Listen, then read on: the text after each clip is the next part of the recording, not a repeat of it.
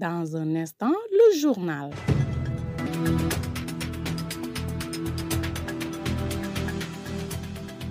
Messieurs, vous êtes bien à l'écoute de Poukoumel FM, votre radio au service des communautés. Ravi de vous retrouver pour votre principale édition d'information. Au sommaire de ce journal, campagne de commercialisation de l'arachide, les agriculteurs du Balantakunda sont dans l'inquiétude totale. Meilleure prise en charge de la santé de la mère et de l'enfant, des journalistes outillés sur les plans stratégiques de la SRMIA 2024-2028. Également, au menu de ce journal, la passe des sports. Gardez votre position d'écoute, nous passons au développement. Le journal avec Younous Barou. Devant ce micro pour la présentation, Ousseinou Kamara est du côté de la technique. Merci et soyez les bienvenus. La campagne de commercialisation de l'arachide 2025 bat son plein, mais les agriculteurs du Balantakunda ne semblent pas la sentir. En effet, jusqu'à ce jour, ils déclarent qu'ils n'ont vu aucun acheteur, une situation qui les inquiète sérieusement. Ibou Diatta, leur porte-parole, lance ce cri de cœur à l'endroit des autorités. Ces propos sont recueillis par votre serviteur. Lorsqu'on était à la récolte de l'arachide, vous étiez venu dans notre champ et vous m'avez posé la question sur le prix de l'arachide. On l'avait accueilli à bras ouverts et avec joie. Croyant qu'après les récoltes, nous allons avoir vraiment des points de collecte d'arachide et que ça ne va pas traîner. Mais jusqu'à présent, on n'a vu aucun acheteur dans tout le département, peut-être dans certaines localités, mais ici au niveau de Goudomp et environ, on ne voit aucun acheteur si ce n'est que des promesses non tenues. On va vers le mois de Ramadan et un cultivateur qui a terminé de cultiver, il attend vraiment, espère avoir de l'argent et jusqu'à présent on ne voit rien, on ne voit aucun acheteur. Nous, on voit les véhicules traverser ici tous les jours, les véhicules venant de Kolda, Verengara, ils passent pour aller à Ziguinchor. Mais nous, on ne sait pas quand est-ce que nous verrons les acheteurs et on ne sait pas quand est-ce que quelqu'un va taper à notre porte pour dire qu'enlevez vos arachides. Il y a beaucoup d'arachides dans les maisons, on ne fait qu'attendre, on se téléphone tous les jours. Tous les jours, les autres m'appellent pour me demander Ibou, qu'est-ce qu'il y a? On n'a pas vu d'acheteur cette année. Et mon client de l'année passée, je l'ai appelé maintes fois, il me dit l'État nous a interdit d'acheter pour vendre ça aux Chinois. Et maintenant, c'est l'État seulement qui sera le principal acheteur, mais on ne voit personne. On ne voit personne. Vraiment, on est inquiet. On est trop inquiet. Notre chose, on voit un acheteur qui vient, il ramasse tout avant même le début du Ramadan, si possible. Ibou Diatta, le porte-parole des agriculteurs du Balantakunda, qui s'inquiète pour l'écoulement de leur stock d'arachide et il demande à l'État d'ouvrir la porte du marché aux opérateurs économiques privés. La suite du journal, c'est après ceci. Vous écoutez les informations sur Poukoumel FM, la 106.0. Chapitre chanté maintenant, des journalistes venus de toutes les régions du Sénégal ont pris part à une session de dissémination du plan intégré 2024-2028 de la santé reproductive, maternelle, néonatale et infanto-juvénile des adolescents et des jeunes et de la nutrition, SRMIA. L'initiative porte la signature du ministère de la Santé et de l'Action sociale à travers sa direction de la santé de la mère et de l'enfant. L'objectif du dit conclave tenu à Thiès, c'est pour faire de ces professionnels de l'information des relais auprès des communautés à la base pour réduire la mortalité maternelle, néonatale, afin d'atteindre les objectifs du développement durable. Pour plus d'explications, écoutons ce compte rendu. Pour mieux engager le combat pour baisser drastiquement les taux de prévalence de la mortalité maternelle, néonatale, infanto-juvénile des adolescents et jeunes et de la nutrition, la direction de la santé de la mère et de l'enfant, en partenariat avec l'association des journalistes en santé, population et développement, a initié un atelier de dissémination sur les plans stratégiques de la santé reproductive,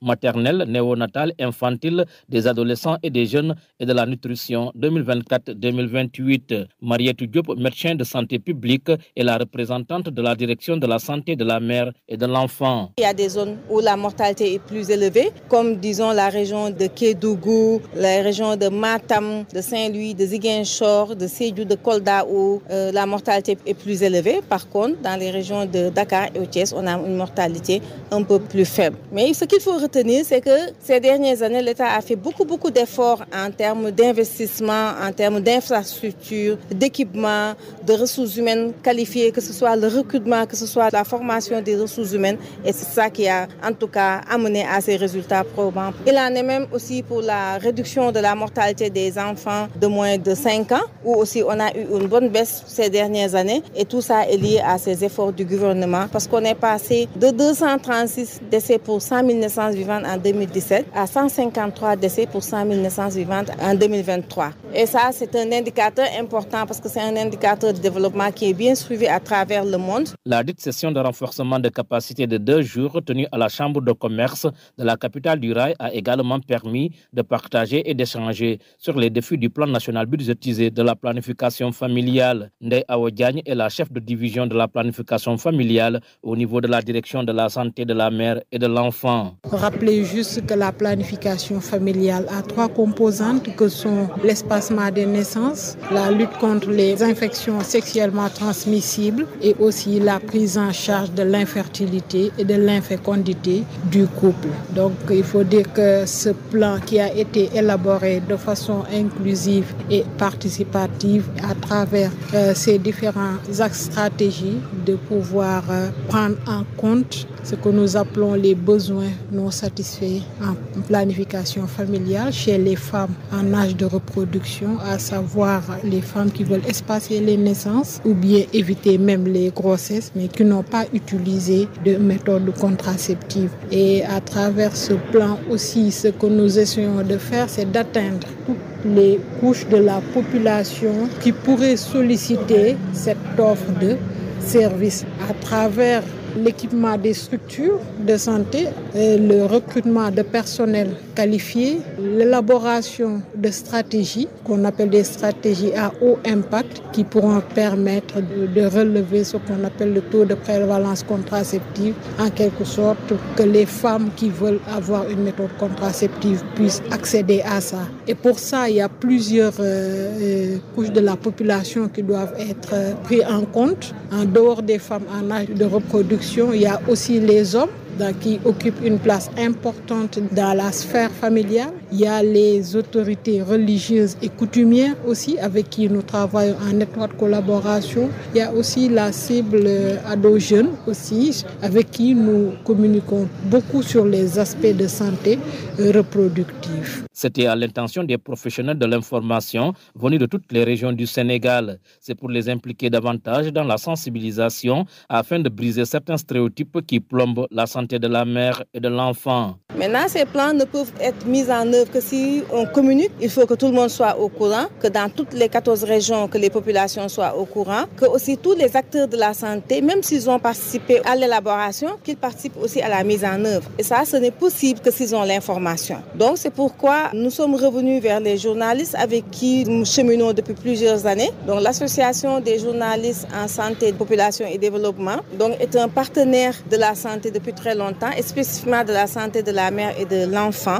Donc, c'est pourquoi aujourd'hui nous les avons réunis pour communiquer sur ce plan, pour disséminer ce plan et leur donner en fait toutes les informations sur ces plans pour qu'eux ils puissent être des relais au niveau de la population pour que en tout cas toute la population se sente concernée et qu'on sache d'où on vient et où est-ce qu'on veut aller en termes de santé de la mère, de l'enfant et notamment en termes de réduction de la mortalité maternelle encore, de réduction de la mortalité des nouveau-nés, c'est-à-dire les enfants de 0 à 28 jours, mais aussi de réduction de la mortalité des enfants de 0 à 5 ans. Les participants qui ont magnifié cette initiative ont pris l'engagement de ne ménager aucun effort pour aider la direction de la santé de la mère et de l'enfant à atteindre ses objectifs. Younous Baro, de retour de Thiès pour Poukoumel FM. Dans le même registre, le maire de la commune de Guindiraye, nous sommes dans le département de Médina Yoro Fula, multiplie les efforts pour permettre à sa population d'accéder à des soins sanitaires sans trop de difficultés. En effet, il a permis aujourd'hui aux 2 postes de santé de sa commune de fonctionner comme il se doit. Aruna Kamara, maire de Guindiraye, j'y arrive, que voici au micro de notre reporter. En 2014, là, quand nous étions maire, nous avons trouvé un poste de santé qui avait qu'une maternité et un dispensaire qui était en chantier. Depuis lors, il y a des évolutions qui ont été faites au niveau de ce poste de santé, qui est le poste de santé de Guindiraye. La clôture et les autres équipements, surtout les équipements médicaux. Après cela, nous avons, en collaboration avec des partenaires comme l'USAID, mis en place un nouveau poste de santé dans le cadre de l'USAID Nema, qui est le poste de santé de Mbalokunda, qu'on a réussi quand même à construire avec une maternité et un dispensaire. Là aussi, on a réussi à équiper ce poste de santé-là en eau et les partenaires nous ont aidés à réaliser un peu l'éclairage à travers les solaires. Donc, nous pouvons dire qu'actuellement, nous avons 2 postes de santé au niveau de la commune de Guindiraye qui sont fonctionnels. Peut-être il reste des aménagements à faire au niveau du poste de santé de Mbalokunda, mais je pense que l'état actuel des lieux nous permet vraiment de pouvoir nous soigner au niveau de la commune de Guindiraye. Nous avons tous dans les postes de santé. Parfois, il nous arrive d'avoir un ICP, un une sage-femme. Si tel est le cas, comme par exemple à Dinguiraye, forcément ça réduit le nombre de fréquentation des femmes vers la Gambie parce que les causes les plus pointues de ce système que les Sénégalaises fréquentent les hôpitaux gambiens, c'est que d'abord il n'y avait pas trop de prestataires qualifiés, aussi il n'y avait pas aussi de structures sanitaires qui pouvaient accueillir ces femmes-là. Je crois que, en tout cas, l'achèvement de certaines réalisations au niveau du poste de santé d'Ingra et la mise en place du nouveau poste de santé de Mbalakunda nous ont permis d'avoir des sages-femmes sur place et des ICP, forcément qui permettent d'encourager aux malades, mais aux femmes en particulier, de fréquenter davantage ces structures de santé-là et aussi forcément limiter le taux qui fréquentait les structures sanitaires gambiennes, en plus que Dingra est une commune frontalière de la Gambie et qui dit frontière dit que la population se déplace en fonction de ses satisfactions, en fonction de ses besoins, là où ses besoins sont solutionnés, ils partent dans cette contrée-là. Mais je pense que ça a vraiment beaucoup évolué par rapport à l'état actuel de la situation. À Samba, 15 ans, c'est un quartier de la commune de Vélingara. Vous nous suivez sur la 106.0. Dans un instant, nous parlons de sport. Poukoumel FM, le journal des sports. En sport, le collège d'enseignement moyen de Simbandi Balante a organisé une randonnée pédestre, occasion saisie par l'administration du Temple du Savoir pour sensibiliser les populations sur l'importance de l'éducation inclusive. Paul Diata, l'adjoint au principal du SEM de Simbandi Balante, s'en explique au micro de Poukoumel FM.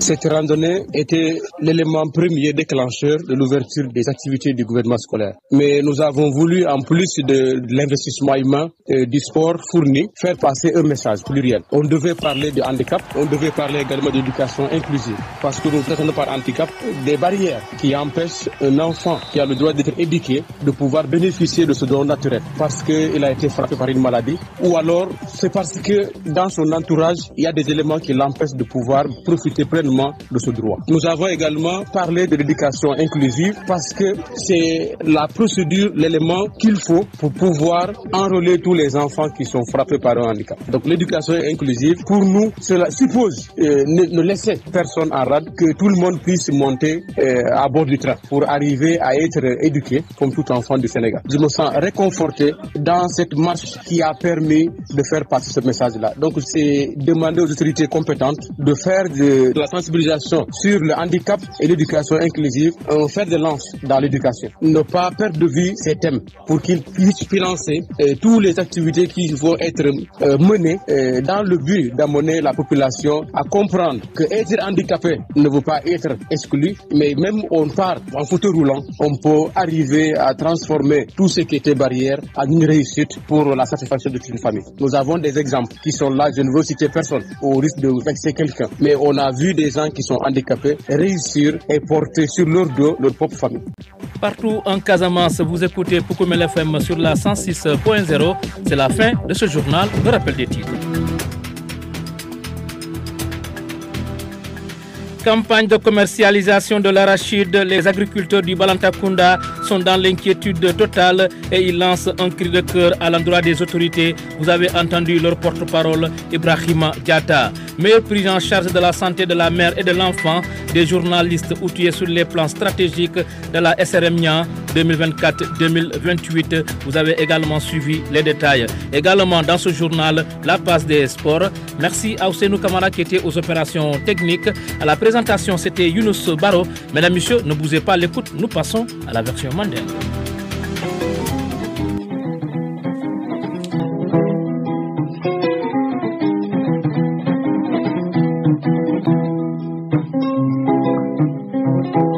Antolong Ibrahima Diata mo ben long Ibou Diata la nga senol ke wulo ko non ko balu do ba yalla ani wafiro ti wa ko commencer tal département gudon pour situation be nyati comme ti so wato yamba nan fo wulo ko non kontanta bakere parce que fama dam mo jela mun ko masaka be ti osan nyim pire karla kabri na to do yafu mo kontanta fulo ni do ko accélérer fani nyam bandin sa santé lalde mais han bi mon santé lalde nyam net yol so nyam bandi tiol be mbul so kono dalin tumbol na tiol be so parce que tiol fana na meta ni karu ngadu mun kono ni marche commencer ka fadare tumbol be commencer la ke so bu mo bulu bun kono te do lalla ni dulal mon betia mesdames inga sandilal batu mom man saje man han mo kum falo fani mba falo mo le na tiyo fele te nyalon ko ndam mante ni département ko non betu unte balanta kunna jay ben kila partout ba fani ibujata tiya sannal le tiya sannal ko mi daga seno ko jan nyeni seno lon te fana mo do ba falo buri tan tan se babulu do ba falo boto mo babulu do botan so babulu kamin jam fo ba fo ko minto man sandirla de wole mo dew sun ko fala sita me dew dina malam bekle nyami de ko balu do ba yalla man say mo ma koy ay mo ki na mo mina sandiro kala ay tiyo san a samba mo ka fo mo le mbasa na bar mu keje